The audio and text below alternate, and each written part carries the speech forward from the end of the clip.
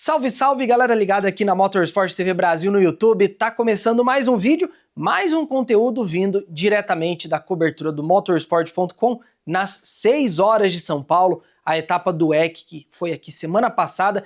E olha, corridaça, muito bom, e a gente vai trazer no vídeo de hoje um cara que foi ao pódio aqui em Interlagos, Sébastien Bourdais, piloto da Fórmula 1, piloto da Indy, que agora corre com o programa da Cadillac nos hipercarros e terminou a prova de São Paulo na segunda posição, o trio ali que ele tem junto com o Jenson Button. O Bourdais falou um pouquinho sobre essa rotina, como que é a transição entre um piloto de monoposto e piloto de endurance, falou também sobre a entrada da Cadillac na Fórmula 1, a disputa entre Lando Norris e Oscar Piastri e também sobre a demissão do Christian Horner. Importante lembrar que o Bourdais, quando ele correu na Fórmula 1, ele correu no programa da Red Bull, ele era piloto da Toro Rosso, então acompanhou esse mundo aí de perto. Dá uma olhada.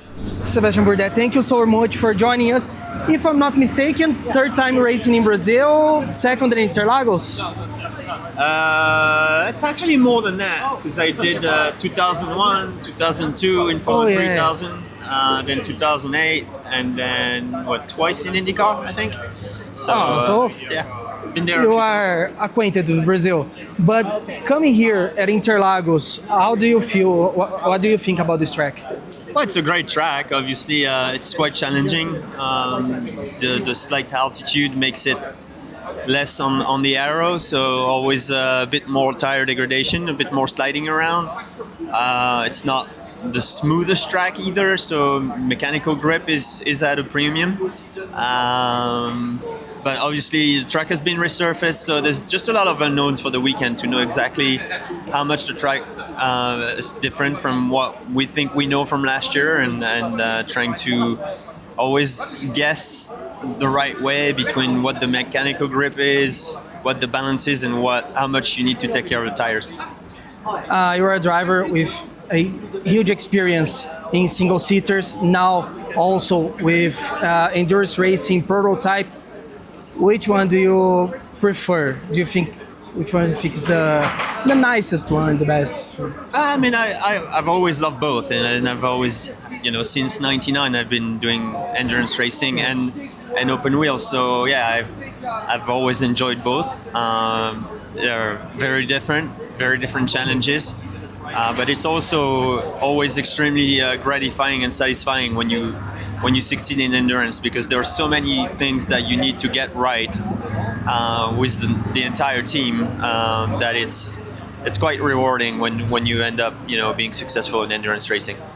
Throughout these more than 2 decades, you said first Interlagos, early 2000s, you must have raced with a lot of Brazilian drivers throughout these years in North America, Europe, around the world. Is there any driver from Brazil that you are closer to? Well, I mean, obviously I used to be quite close to Bruno because we were teammates for 4 years. I haven't seen him in a while, but every time we see each other, it's a bit of a reunion. He's really the only one that I've very been close to. But I've always gotten along quite well with all the Brazilian drivers. You talked a little bit about Interlagos, the track, but what do you think, how this weekend is going to play out? It's very hard to know. The track has been resurfaced, so from what we're hearing, tire degradation is obviously quite a bit better than it was last year, where it was really brutal last year. A lot of people struggled to be consistent. You have to double stint tires with the allocation, or at least one side. So yeah, it's always a challenge here. Like we were talking about, you lose a bit of downforce from the altitude, so you do use and hurt the tires a bit more. So that's the one thing. Like, how much do we need now to take care of the tires to make them last? So how aggressive can you be on the balance of the car? That's really gonna be the key point to try and determine if it's still a very high tire deck for our cars, or if it's significantly better and you can try and be a bit more aggressive and push for a better balance without risking to finish the stints really, really poorly with the rear tires. We are living at another golden age of endurance racing now with hypercars and GT3, a grid that is getting bigger and bigger every year. In a track like Interlagos, which is really short, how much of a problem can that be for now and in the next years, since we have new manufacturers coming? Yeah, I don't know. I mean, car count has been fairly steady, but obviously it's one of the shorter tracks, so yeah, traffic is not easy. I think there are a couple of places where there's not that many options to pass, to be side by side, like particularly going up the hill on the leading to the main straight, which really isn't straight at all, which is the real critical point if you end up in the pack of GTs and the side by side becomes impossible quite quickly because of marbles. Yes. So yeah, that's pretty much the only place, but like you said, it's a fairly short track, so traffic is always a little bit harder on smaller tracks. Just to finish, and our fans at home would kill us if we don't ask, are you following Formula One right now? Yeah, of course. How do you see the battle between the McLaren drivers? Who do you think is going to come out on top this year?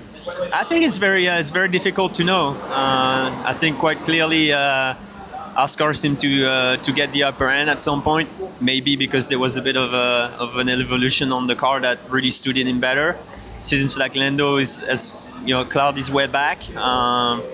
So yeah, it's gonna be interesting to see if it stays really tight, or depending on the evolutions. I think the pace of development is probably gonna slow down towards the end of the season with the 2026 regulations kicking in. So whoever around the halfway point, past is going to have the upper end, may keep it if he feels a little better with the car. So I guess we're gonna know pretty soon who's gonna come out on top of that. Talking about 2026, you are driving for Cadillac, which is joining Formula One next year. Didn't you ask, can I drive the car, please? Nah, I've got plenty on my hands right now. I'm 46 years old, so I don't think they need me in F1. Just to finish, we had this week a little bit of a storm going through Red Bull, Christian Horner firing. How did you see that? It's not really my place to say anything, but yeah, I mean, obviously he had a huge amount of success with the team. It's never easy for an organization to go through this, especially during the season. At the same time, obviously Laurent Mekies knows the family quite well, and he's a really good human being and a great leader, so I think they're in very good hands. Thank you, Sébastien. E esse foi o grande Sébastien Bourdais, que esteve aqui em São Paulo no último fim de semana na etapa do WEC. E olha, nosso material vindo do WEC não acabou, fica ligado que amanhã tem mais, então dá o like, se inscreve no canal, ative as notificações para não perder nada. Amanhã vai ser um papo mais brazuca, garanto que tá bem legal. Valeu e até a próxima.